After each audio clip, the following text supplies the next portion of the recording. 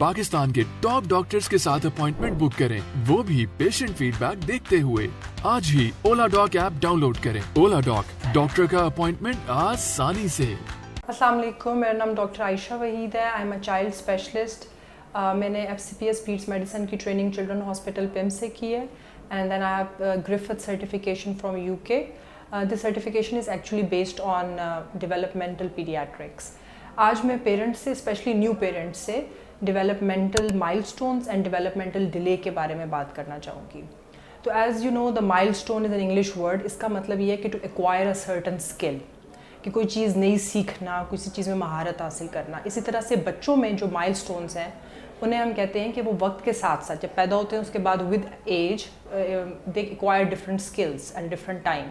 जिस तरह से चलना, बोलना, ये इस किस्म के स्किल्स वो अचीव कर रहे हैं। अब पेरेंट्स के लिए ये जानना बहुत ज़रूरी है कि उनके बच्चे की जहनी तौर पे और जिस्मानी तौर पे डेवलपमेंट एज के मुताबिक बिल्कुल ठीक हो रही है कि या वो बाकी बच्चों से पीछे है। फॉर एग्ज़ाम्पल, एक 6-7 महीने का बच्चा है, उसको अगर आप सपोर्ट के साथ बिठाएं तो वो बैठ जाता है। और इसी तरह से अगर ये एक नॉर्मल डेवलपमेंट है, बट सिमिलरली अगर एक साल का बच्चा है और उसको आप सपोर्ट के साथ बिठाने की कोशिश कर रहे हैं, वो नहीं बैठ रहा, तो obviously this is developmental delay. तो अब डेवलप माइलस्टोन्स जो है उसको हम 4 डिफरेंट कैटेगरीज में डिवाइड करते हैं। फर्स्ट तो यही है ग्रॉस मोटर। ग्रॉस मोटर में जैसे 3 महीने का बच्चा है वो अपनी हेड होल्डिंग करना शुरू कर देगा। 6 मंथ्स का बच्चा सपोर्ट के साथ बैठ रहा है। 7 to 8 मंथ्स पे बच्चा विदाउट सपोर्ट बैठ रहा है। 11-12 मंथ्स पे क्रॉलिंग कर रहा है। 1 to 1.5 ईयर पे चलना शुरू कर रहा है इंडिपेंडेंटली। तो ये सारे स्किल्स हैं जो विद एज वो एक्वायर कर रहा है, मोटर स्किल्स। लेटर एज में वो जंप कर रहा है, रन कर रहा है, स्टेयर्स क्लाइंब कर रहा है, उतर रहा है, ये सारे स्किल्स वो अचीव कर रहा है।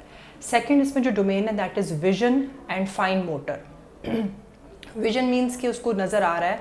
छोटा एक बेबी अगर पैदा होता है, उस पर अगर आप लाइट उस पर आइज़ पे डालें तो वो फिक्सेट करेगा अपनी आइज़ को।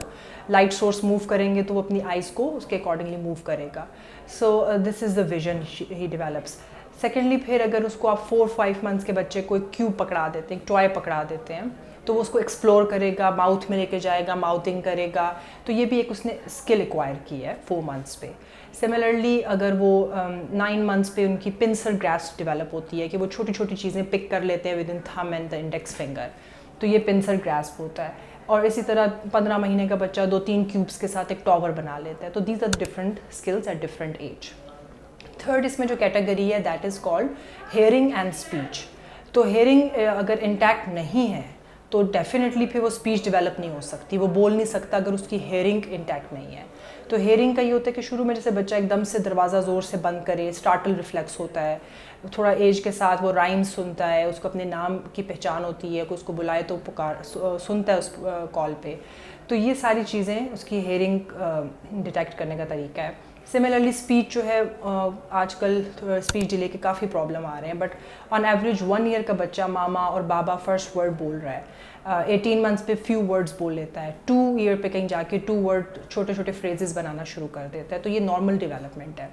स्पीच डिले की डिफरेंट कॉजेज़ हो सकती हैं, but one of the most common cause is hearing loss, कि किसी भी वजह से उसकी हेयरिंग इंटैक्ट नहीं है।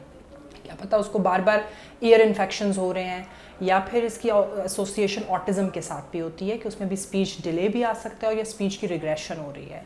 And the fourth category of the milestones are the social skills, emotional, personal, social skills.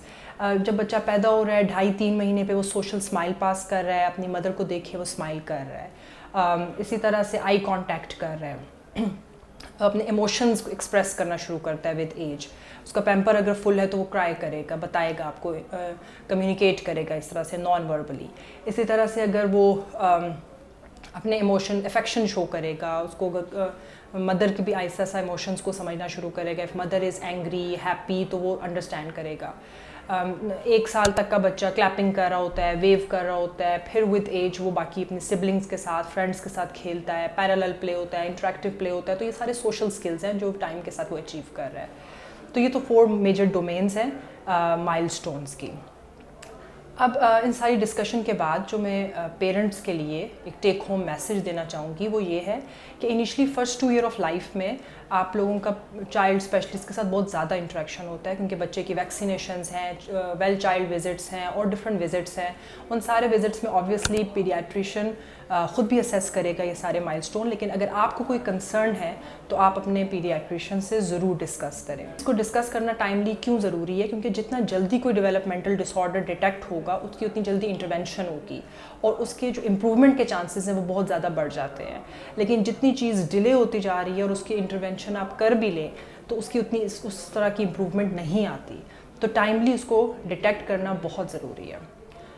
Thank you so much for your time and if you have any queries regarding development of your child या कोई paediatric queries हैं, कोई आपके बच्चे में issue है, तो you can just contact us on OlaDoc and you can book an appointment. Thank you.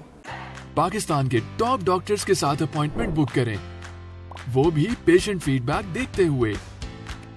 लाखों लोगों की तरह पाकिस्तान के सबसे बड़े डॉक्टर नेटवर्क का फायदा उठाएं और आज ही OlaDoc ऐप डाउनलोड करें। OlaDoc, डॉक्टर का अपॉइंटमेंट आसानी से।